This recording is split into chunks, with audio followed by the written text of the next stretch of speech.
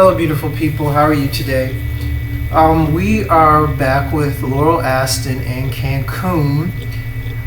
For a lot of you people wondering what has gone on with her and me, I thank you for following everything that we have been doing and following my YouTube page.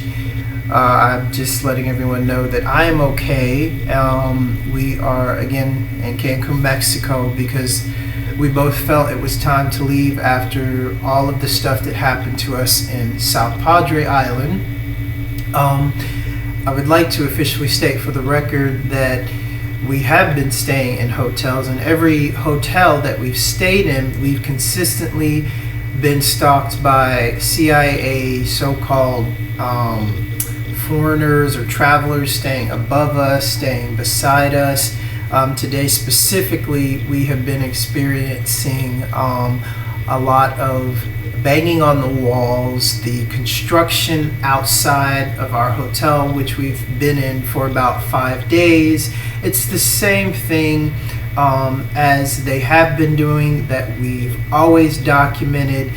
But today specifically, the agents that they have sent in the hotel that are around us and across the hall from us have been getting extremely irate, banging on the ceiling, again with the EEG brain mapping machine, the whole 9 yards. And for you agents out there, if you have the technology with this recording, you can still hear the EEG brain mapping frequency. It's another reason why I do these recordings, because those things can be recorded on things like this. It may not be audible to specific people because they're not trained, but there are ways to figure out exactly what they do. So I want people to understand that they have come in to every hotel that we've stayed at and either gotten a room above us or next to us and set up EEG machines, gang stalking. And this is in Mexico. They were doing this in the United States to me and Laurel consistently because of what we do and what we live to expose. These people are horrific. I want people to know that, in my opinion, there is no difference between how vile they are. They're just vile. A person that kills one kid, in my opinion, is the same as a person that kills 1,000 kids. They all need to be taken down. So here we are in Cancun. It was very difficult for us to get here. They have stolen things from us, and they have done a lot of horrific things to Laurel in South Padre, and they're still continuously trying to get at her. And I want people to really get a clear picture of what Laurel had to go through in South Padre with Dr. Duve. We have done our best to expose her.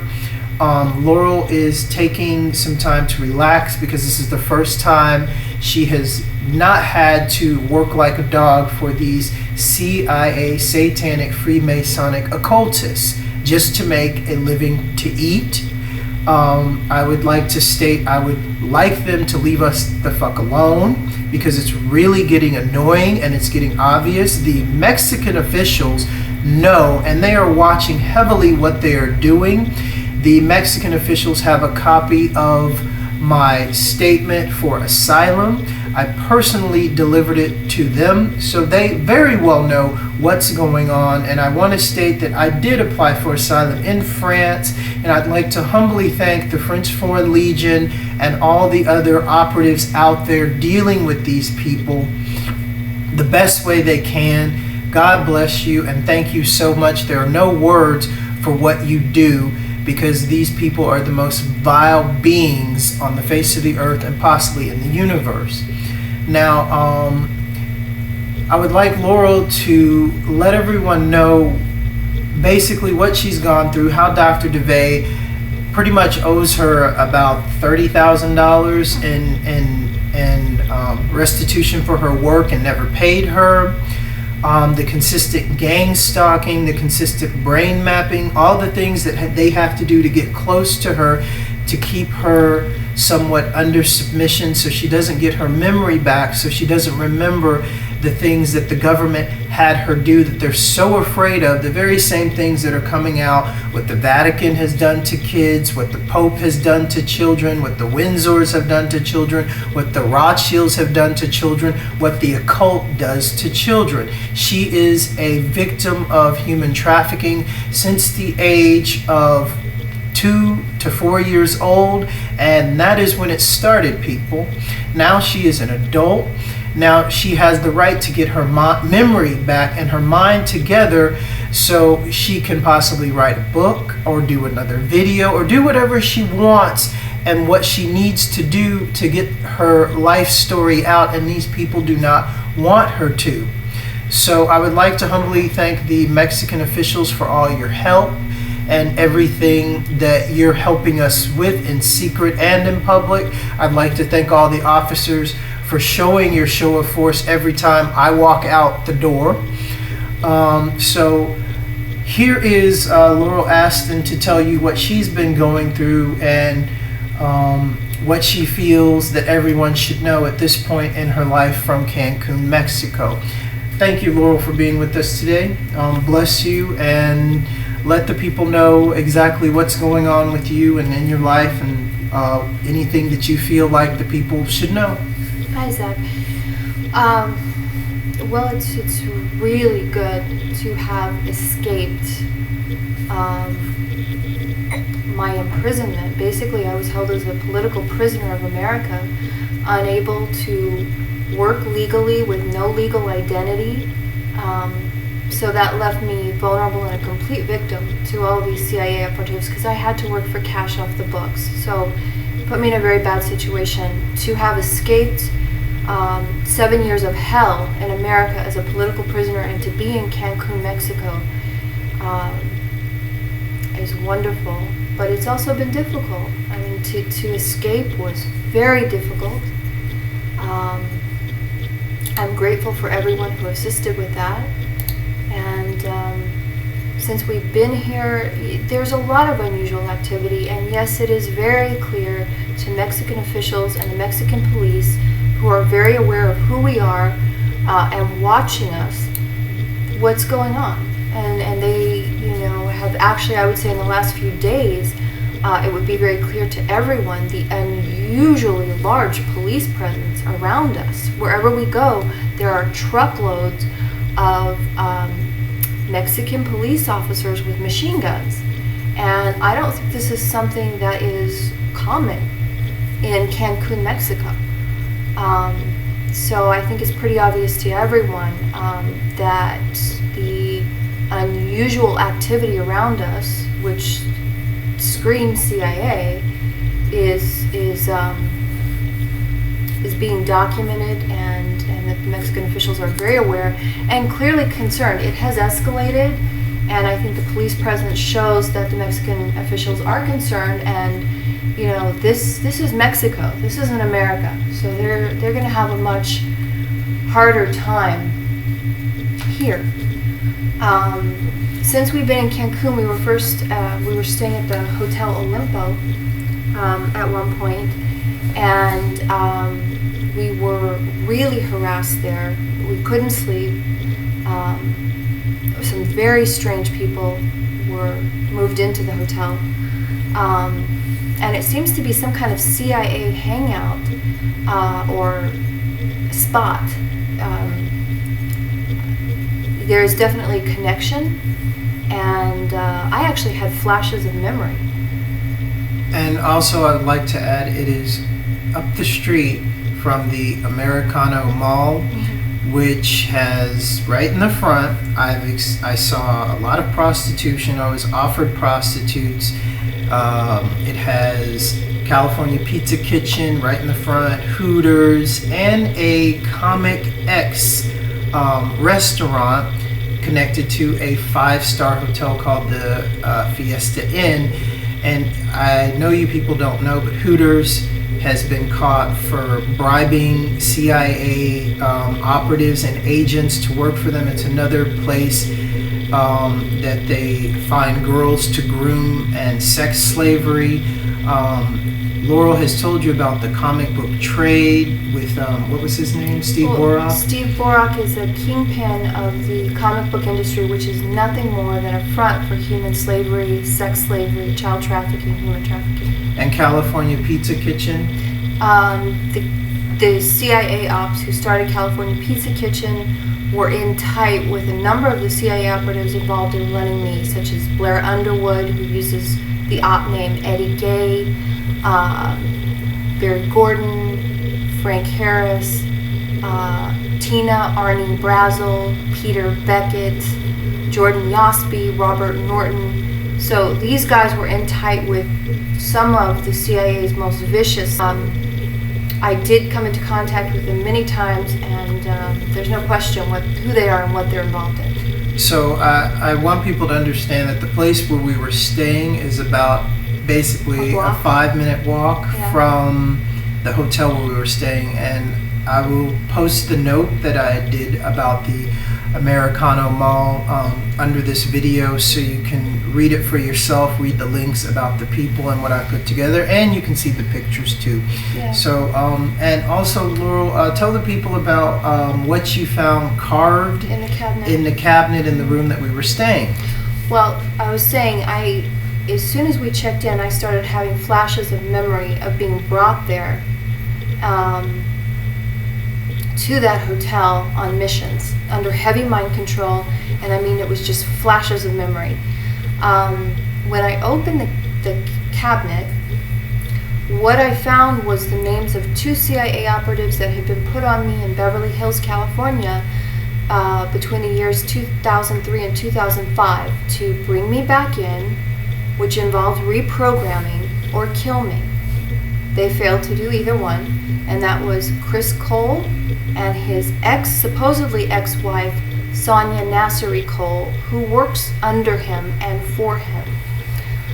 When I opened the cabinet, Chris Cole was carved in, and along with a heart right underneath that had the initials of Sonia Nasseri Cole, his ex-wife, supposedly ex-wife. So that was very disturbing. Because I knew full well how vicious and dangerous they were.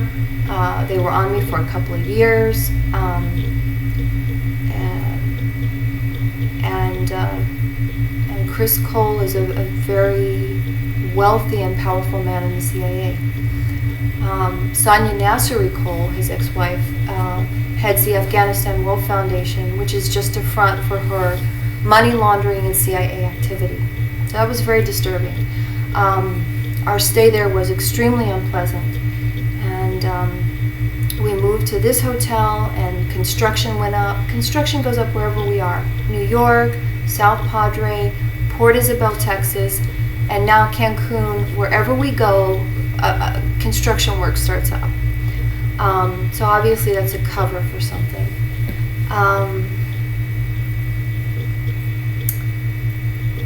So there's definitely a sense of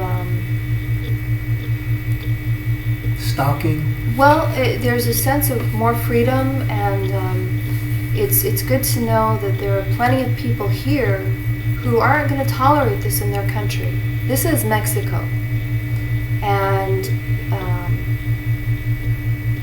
I don't think they're taking kindly to what the CIA is doing with little Mexican children. Well, They're fully aware of the fact that large numbers of people from Mexico who do cross the border to enter the States or are abducted are disappeared. And they cross the border to work, and they just are never seen or heard from again, or they are brought into these programs. Children are abducted, falsely documented, and used as sex slaves. Typically, they're used for horrific medical and surgical experiments, and a few that are really strong and extraordinary, survive and are used as child soldiers, I would venture to say, as the Gulf Cartel is nothing more than a front for U.S. Naval Intelligence, CIA, that a large number of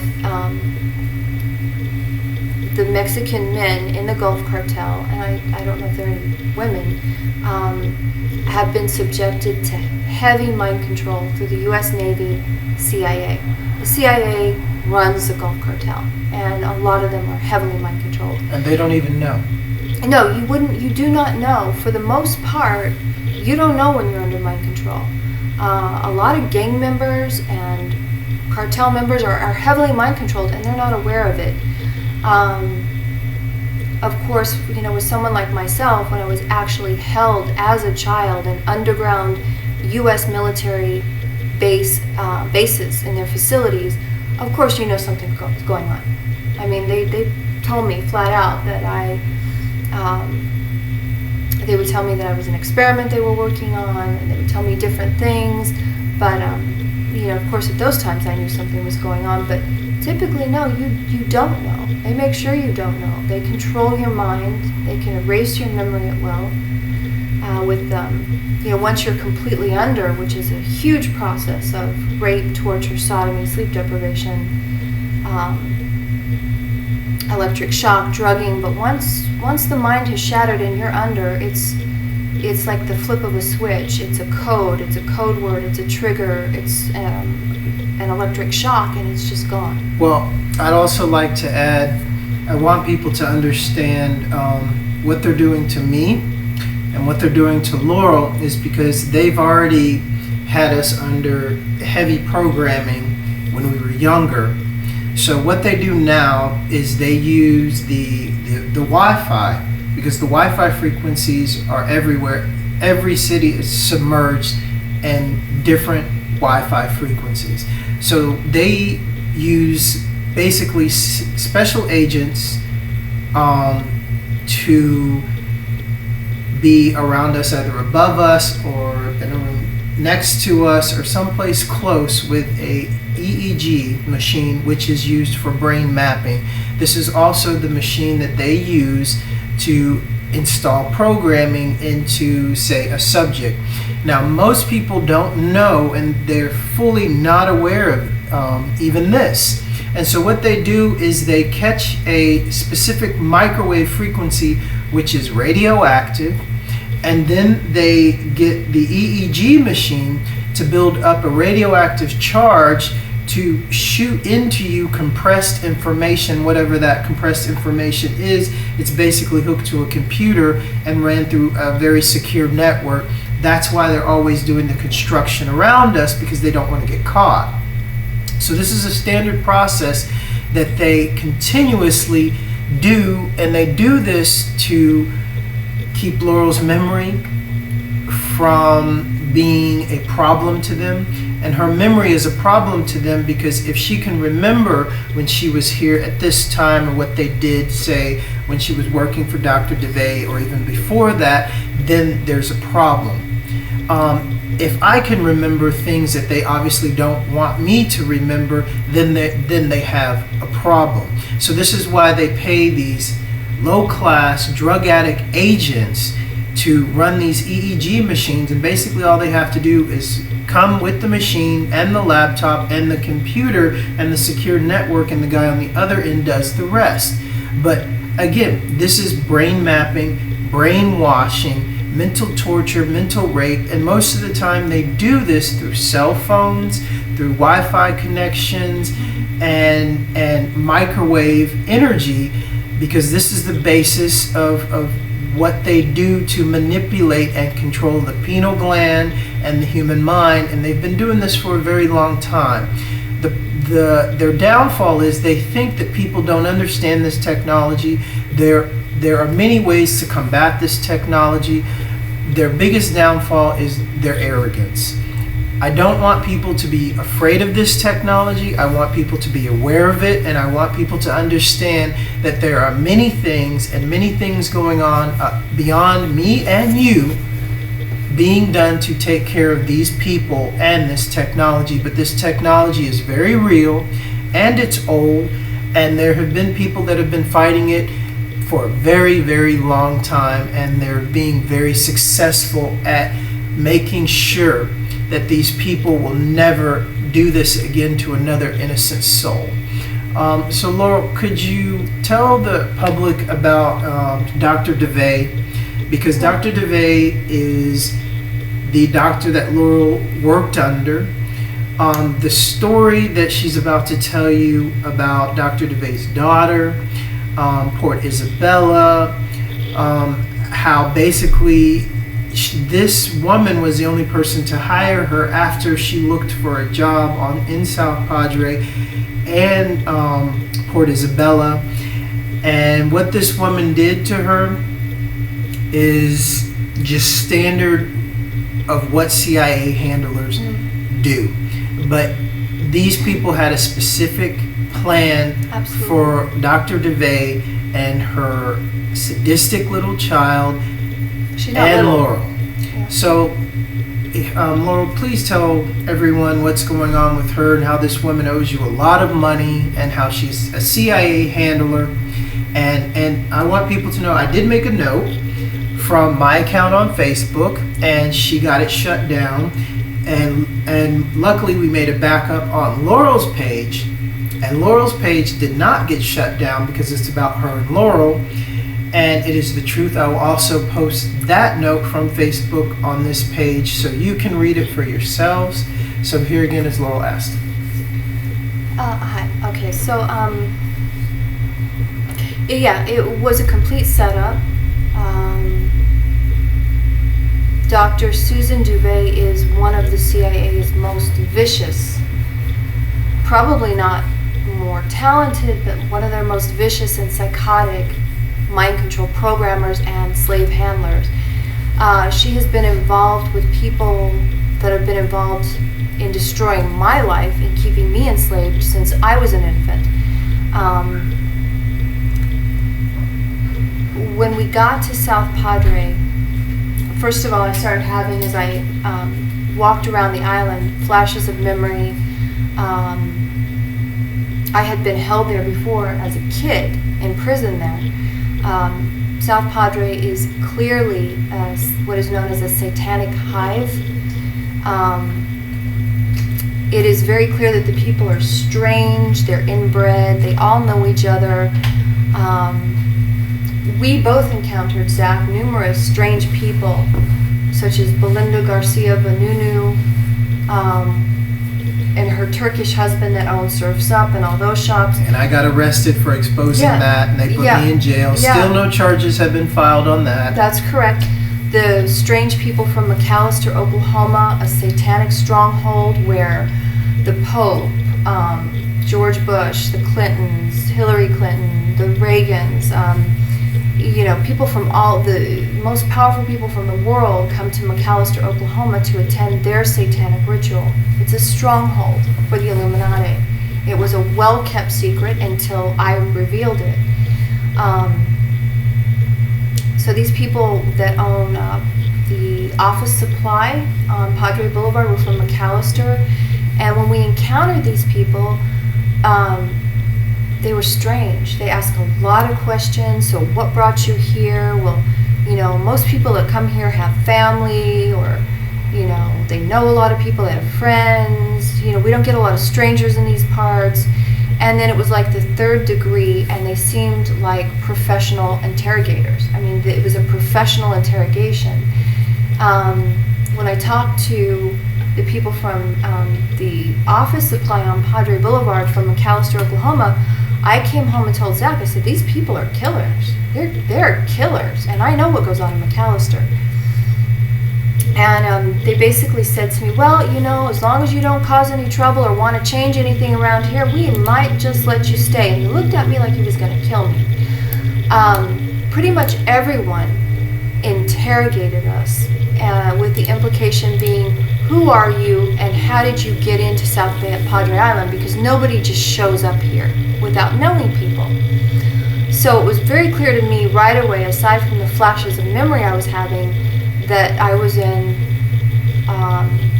a little satanic hive, and I was very concerned about it.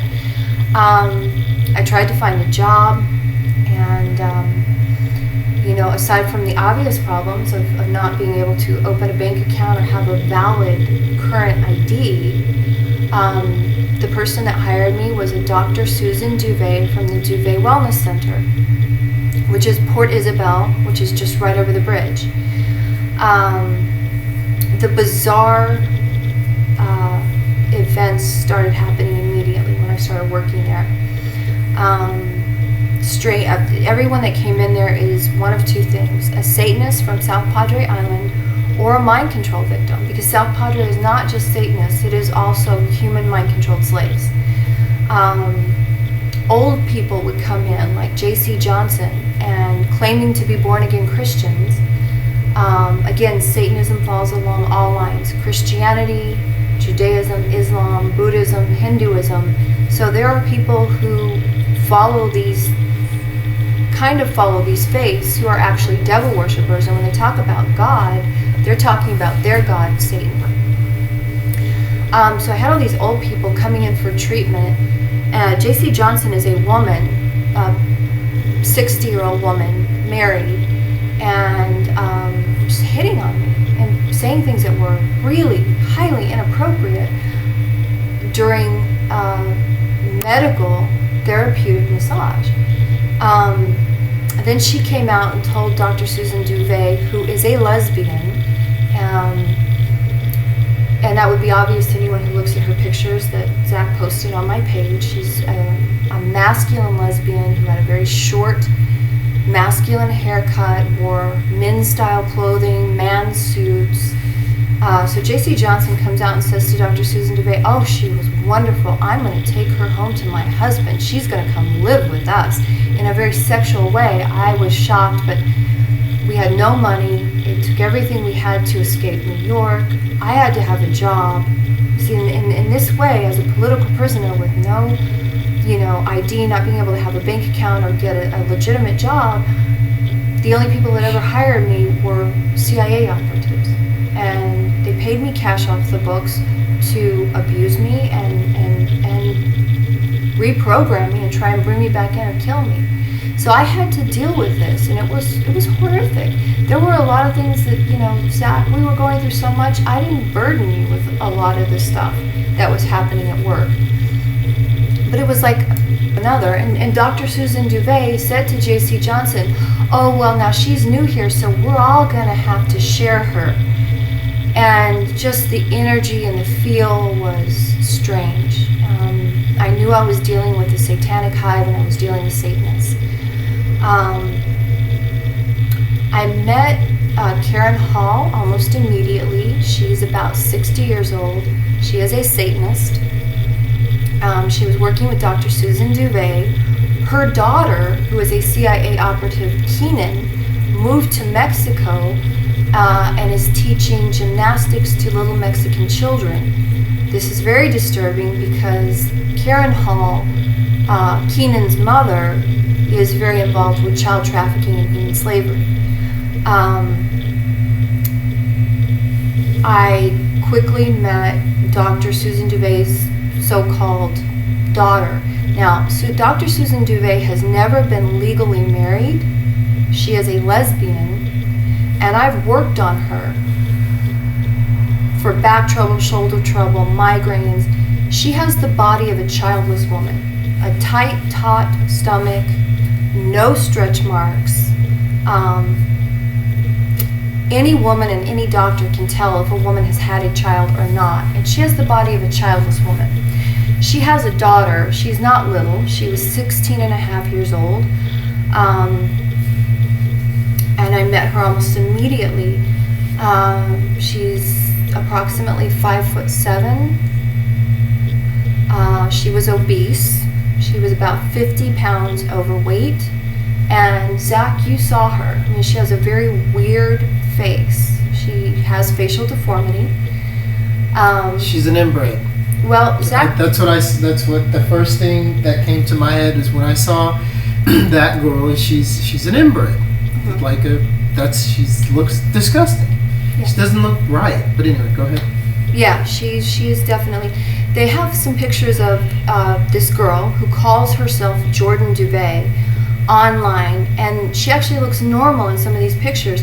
However, any of the police officers that followed us to South Padre, foreign military intels, etc., who are following my case, we were followed down there by a large number of people that are really interested in busting these human traffickers. And I'm sure that anyone who saw Jordan Duve in person can vouch for the fact that she is a very bizarre looking girl with facial deformity. Her facial deformity actually fits one of 3 patterns of deformity among children who are bred by satanic cults for use in these satanic cults. I believe it has to do with the fact that these children are created through a violent and horrific rape, typically of a child, an underage female child. Not only do they have to drug some of these girls, like myself, to keep them complacent enough to extract a rape baby, but they also drug them with drugs that are meant to affect the fetus, the spawn, in gestation. And I call it a spawn because words are important. Rape babies have no soul. They are, the very idea of them is part of a satanic formula and an idea. They are created in violence, hatred, sleaze, filth, shame, and pain. Of course, God does not allow an innocent soul to come from heaven into this filth. So they are soulless, demonic beings. They are spawn. They are spawn of Satan.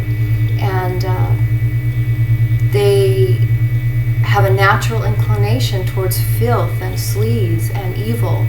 They eagerly embrace their role in these cults.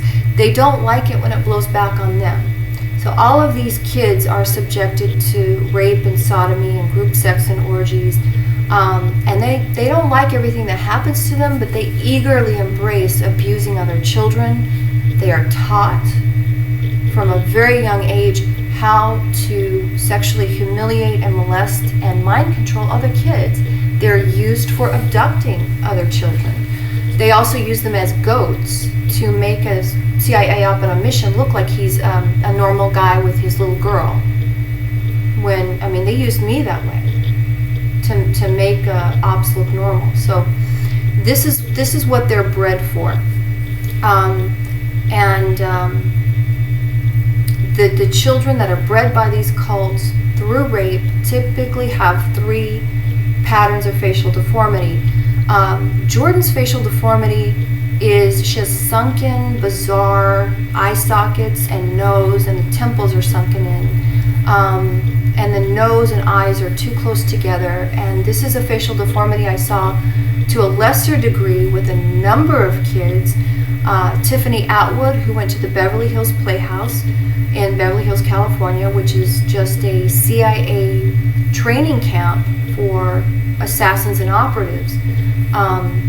They're given acting lessons so that, of course, they can assume different roles, different types of people, different backgrounds and education levels and different levels of society, and pull it off. So I met Tiffany Atwood there. I believe I know that she was an operative for the CIA, and she had this kind of facial deformity to a lesser degree. She also looked normal in pictures, but she had a very bizarre looking face with some deformity in person. Another form of facial deformity is flat head, long face, and the sides of the face are completely flat with no facial contours. Jose Rodriguez, an assassin who came from a Catholic orphanage in Pasadena, California, is an example of this type of facial deformity. A third form is Neanderthal forehead, large protruding ears, and I would call them fish lips. They're kind of bizarre lips. Lawrence Dean O'Brien had this facial deformity. He was one of my handlers. And of course, they also used him as a breeder, so I saw large numbers of children with his exact facial deformity. So I meet Jordan Duve. First of all, when I was a teenager in Paris, France, Jordan was my op name. And what people need to understand is that typically a kid being utilized by the CIA has an op name, and it's a code. It has something to do with your level and who's running you. So when I was Laura and Laurel, I was being run by Lawrence Dean O'Brien. Laurel Aston is just another CIA op name. I was Lolo when I was in Indonesia and was being run by Lolo Sotoro, and so on and so forth. In Paris, France, I was Jordan. Jordan has platinum blonde hair, naturally, and green eyes. She has a carbon copy, except for the bizarre facial deformity, of my rapist and handler, Stephen Binion. Stephen Binion's cover for being my handler was to pose as my husband, and Stephen Binion's job was to keep me programmed and under control, and he used violent rape, torture, sodomy. He's vicious. He's insane. Stephen Binion was a breeder. I believe Stephen Binion bred 3 rape babies with me that I was made to believe I had escaped as a child and successfully received a late-term abortion. Of course, I have enough memory now to realize that they had induced my labor, and Stephen Binion and Barry Gordon turned the rape babies over to U.S. Naval Intel, CIA, just as they said they would. And one of the U.S. Navy bases, U.S. Naval Intel CIA bases, that is huge in child trafficking, particularly dealing with children from South America and Mexico, is 45 minutes away in Corpus Christi, Texas, Padre Island. I was also held there as a child, and those were years I didn't think I would survive. So I meet Jordan Duve, and she had dyed her platinum blonde hair a reddish brown, my color, and she said, "Oh, I always wanted reddish brown hair." When I met her, she was trying to act as if she were 4 years old. I mean, she is this huge, obese girl, dressed like a hooker, in skin-tight clothing, 50 pounds overweight, wearing a tight, low-cut t-shirt, and she appeared at 16 and a half years old to have double D breast implants. I found out later that this was a heavily stuffed Victoria's Secret push-up wonder bra. But so for someone of this size to act like a 4-year-old was disturbing. I met her and she was flapping her hand up and down the way a baby would, and she said, "Hi, hi." I looked at her, and I was walking by, and she turned around and said, "Hi, it's nice to meet you." It was so bizarre to see this rotund girl acting as if she were some little tiny 4-year-old speaking in a baby voice, and basically, to make a long story short, she tried to convince me that she was this sweet, innocent little thing. She tried to behave and speak in this little baby voice as if she was 4 years old, which was really creepy and very disturbing. And she had clearly been debriefed on me because she tried to relate to me. She tried too hard. It was very clear to me that she knew way too much about me. She was trying to make me believe that we had all these things in common. Then during one meeting, she came up to Duve Wellness, and she sat down in a big leather chair, and she slowly slid down and out of the chair, simulating childbirth, fell onto the floor, curled up in a fetal position, and began sucking her thumb. Then she sat up on the floor, sucking her thumb, and looked at me like a baby and said, "This is how it all started." Before I met Jordan Duve, someone called Duve Wellness Center all day trying to work out an appointment, calling herself Havchild. Haufchild. Havchild. So somebody calls all day saying, "Oh yes, this is Wendy Havchild." I need an appointment. And then she kept trying to call back, and she kept emphasizing Hoffchild, because she couldn't make her schedule work. So Hoffchild called all day before Jordan Duve made her appearance. I was constantly questioned by all these Satanists, many of whom had 666 or 66 in their phone numbers. I was constantly questioned about what I thought about Jordan. I tried to push to the back of my mind who I thought she was, what I felt about her, because we had no money, and I needed to work and save money and figure out an escape plan. So I had to just basically try to put it to the back of my mind. I thought she was creepy. She creeped me out. I couldn't stand the sight of her. She was very clear that this girl was working for the CIA. It was very clear that she was part of this satanic cult. I mean, willingly, eagerly embracing it. No one's forcing her to dress like a hooker. She, as an op, I know when I'm dealing with a mind-controlled slave and when I am dealing with a victim. I know when I'm dealing with one of these soulless creations through rape who has no soul. And I know when I'm dealing with a multi-generational Satanist, because this girl, Jordan Duve, is the rape spawn of Stephen Benyon, who is a multi-generational Satanist of German Nazi descent. So she has his blood. She is the spitting image of him. She stole nothing from me. She, despite her facial deformity, is a carbon copy of Stephen Benyon. And there are pictures of Stephen Benyon online. Now, he's had a lot of plastic surgery, and he looks like a completely different man in a lot of these pictures. He's an assassin. He's an assassin. He doesn't really have a face. Well, he does. And when he was young, there's a picture of him as he looks like this muscle-bound freak. He was a steroid junkie. And there's a picture of him, I think it's on Twitter or Instagram, and it's the picture of him really pumped up on steroids. In that's as close to Stephen Benyon's real face as you're ever going to get. And that face is the face I knew him as when he was younger. And that is it's Jordan, this freak calling herself Jordan Duve, is a carbon copy of him. So she has his blood. She has no soul. She was created through rape. It was planned. These Satanists who run the Illuminati sat around a table and said, we're going to put Stephen Benyon to rape this little girl.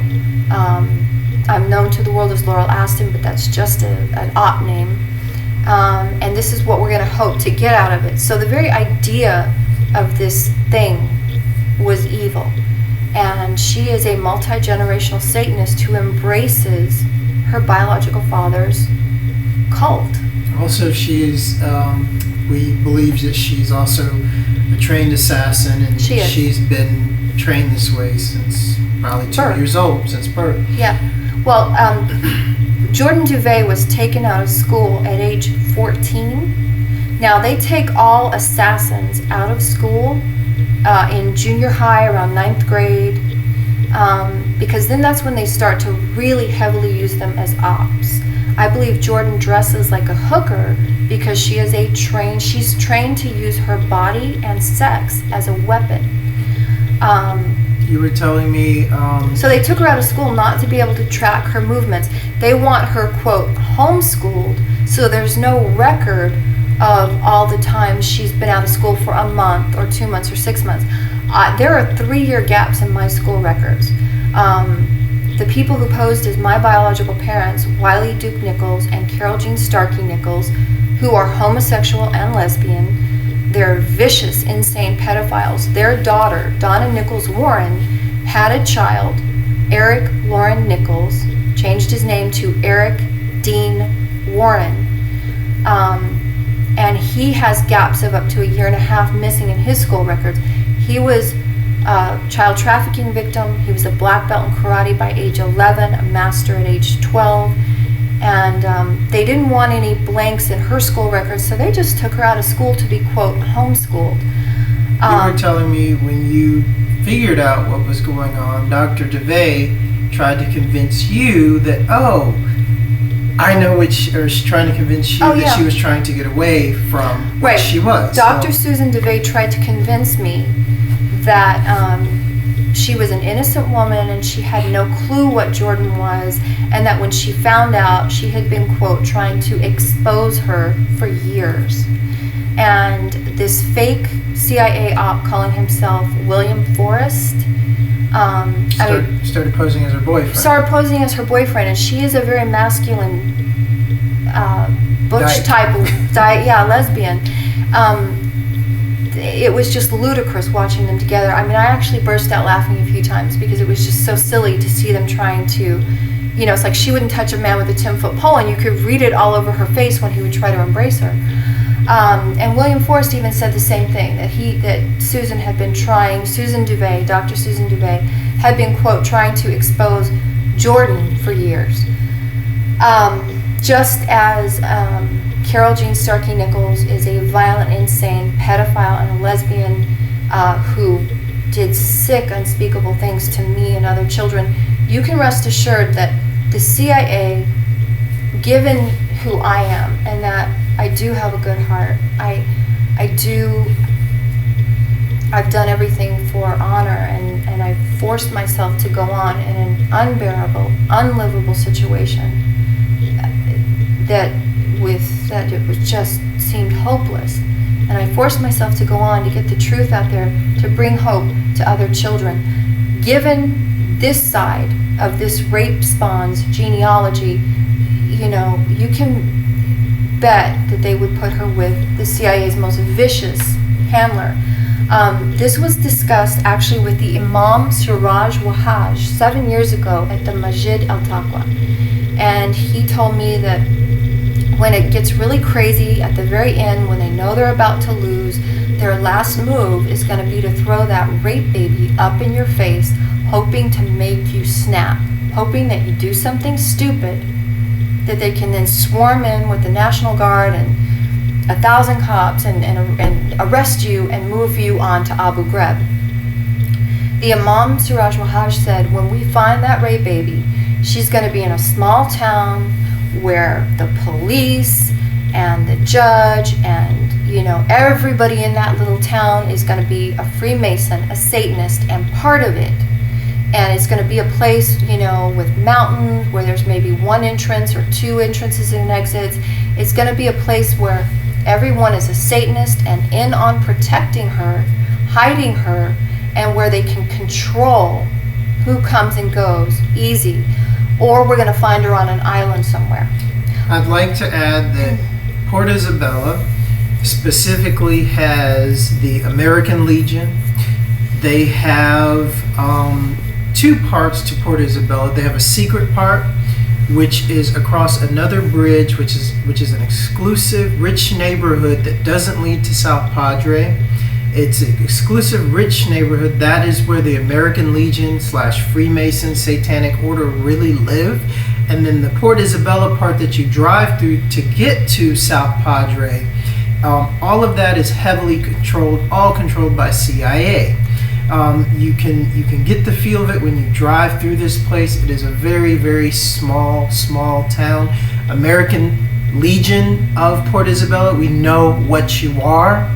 You are the people that were supposed to protect these people, but it didn't work. And by the blessings of God, we got out of there due to what I had to do.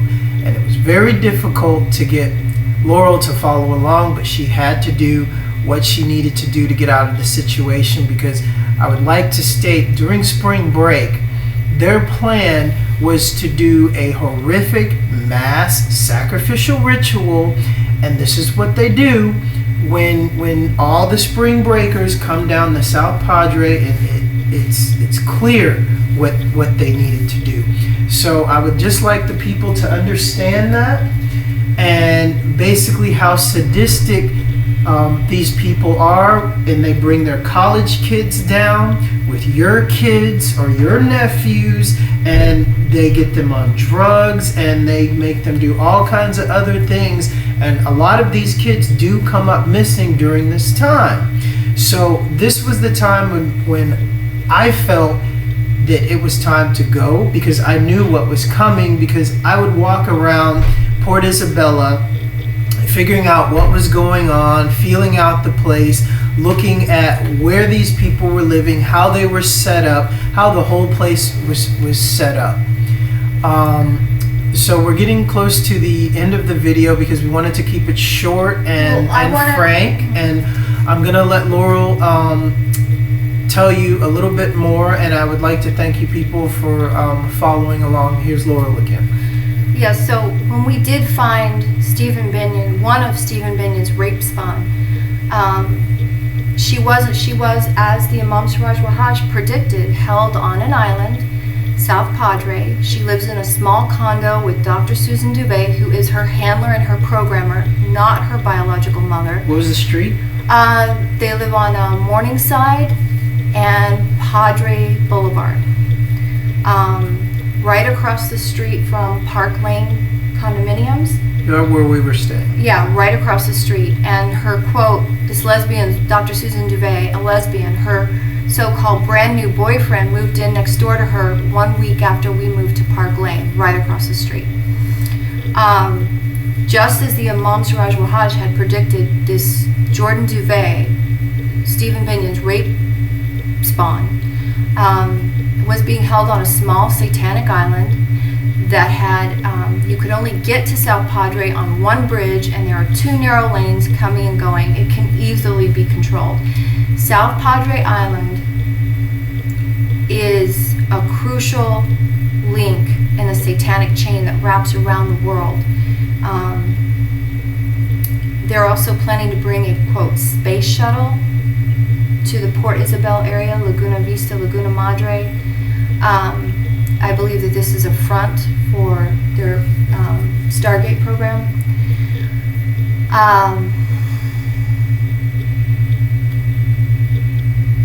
It was a very bizarre experience. Escaping was painful.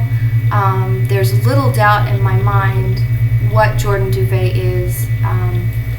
Dr. Susan Duve basically admitted it to me and was telling me that she was just trying to expose her, that she knew what she was and was trying to expose her, trying to convince me that she was, that she didn't know what was going on. Well, she was listening to all of our conversations in our apartment. Dr. Susan Duve had access to our text messages, our phone calls, our emails, our private messages on Facebook.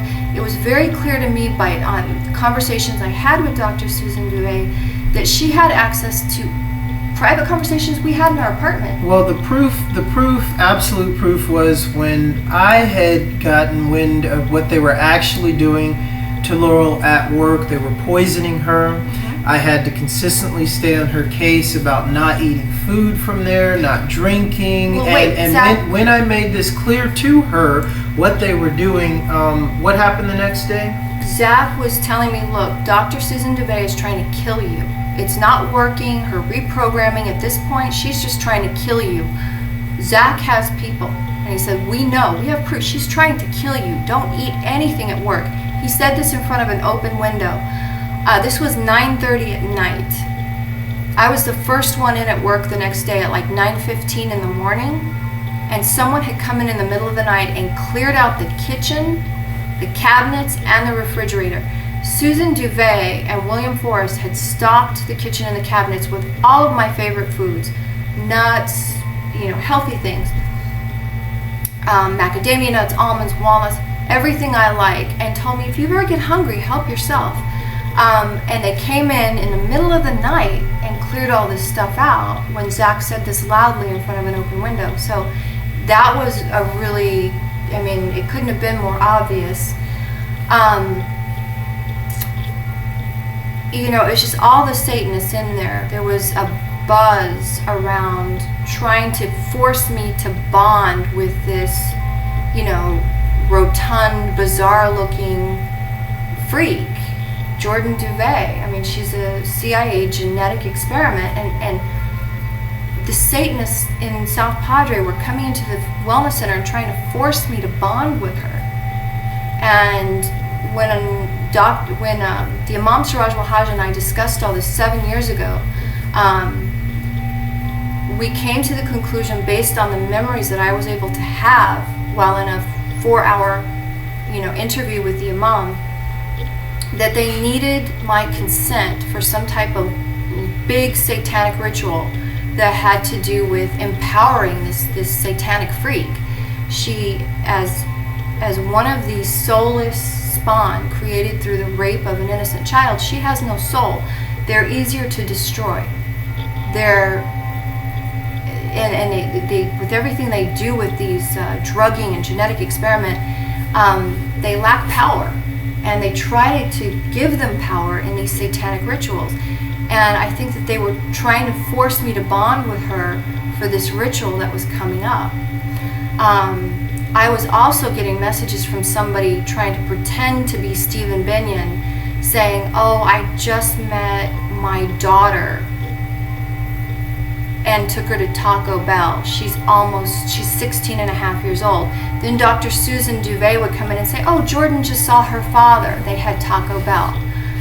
So this person sending me messages was posing as Stephen Binion, or was Stephen Binion, using a different name and a different face. Stephen Binion has tried to lead people to believe that he's been killed. Certainly it's a known fact that Stephen Binion is hunted all over the world by various religious groups and military intels as a Nazi, as an assassin for the CIA. Stephen Binion is a breeder who has bred, God only knows, 1,000 girls, and I can say it is a horrific experience that drives you insane. Rape and breeding is the final stage in mind control programming, because it is the possession of that girl's soul. A rape baby pins that girl's soul to hell. It is a horrific experience. I literally lost my mind when I was being bred, and I believe that I did suffer possession at this time. I had come into contact with large numbers of girls that were bred by Stephen Binion or other men. Barry Gordon was at the head of it all, and when they went insane or started fighting too hard, they got a bullet in the brain. They were killed. A lot of the girls Stephen Binion bred went completely insane and were murdered because of it. This is who Stephen Binion is. So someone, if not Stephen Binion, was posing as him and sending me messages and information about Jordan. And the message that I was getting from everybody was, accept her and bond with her. There's something big coming up during spring break, and you're either going to accept it and be part of it, or you will never get your freedom, and then things are going to get really bad for you. Well, I'd like to thank Laurel for sharing her experiences about these horrific people. And thank you everyone for your support and sharing our videos. Thank you to all you ninjas out there. Thank you to all you secret government agents out there. Thank you for everyone and your time and your support. We will continue to do more videos at a later date. Right now we're in Cancun, Mexico, and the CIA have always do what they always do, lie, shit some money, and try to set up a perimeter and all of their bullshit. But the fact of the matter is, you have no idea what you're up against, and your biggest downfall is your arrogance. So love and peace to everyone. Again, thank you, Laurel Aston, for sharing your life and what you are consistently going through. God bless you. God bless everyone, and thanks for your time. Love and peace.